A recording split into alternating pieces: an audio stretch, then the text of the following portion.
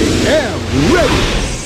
GMA Weather, serbisyong totoo ng GMA News. Alamin natin ang update sa lakas at kilos ng bagyong Domeng mula sa ating resident meteorologist na si Ginoong Nathaniel Cruz. Mang Tani. Salamat, Pia. Nasa dagat pa rin ang bagyong Domeng at patuloy na kumikilos pahilagang kanluran ayon sa Pag-asa.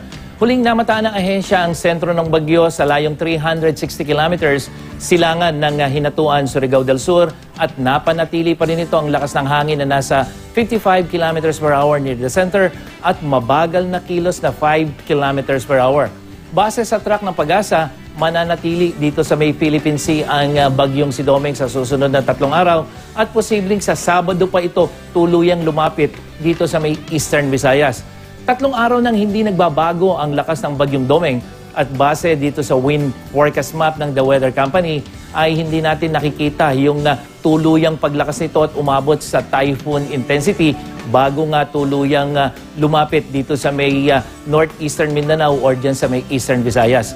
Ngayong Miyerkules, makararanas ng ulan ang ilang bahagi ng Mindanao, lalong-lalo na yung northern and eastern sections. At ito ay dulot ng outer rain bands ng bagyong si Domeng.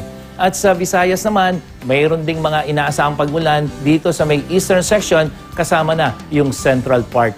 Mga kapuso, kahapon na nalasa ang malakas na buhawi dyan sa Cebu City dahil sa inaasahang northward migration ng Intertropical Convergence Zone o ITCZ dyan sa Visayas at Mindanao, magiging mas madalas ang thunderstorm at tataas din ang posibilidad na magkaroon ng buhawi.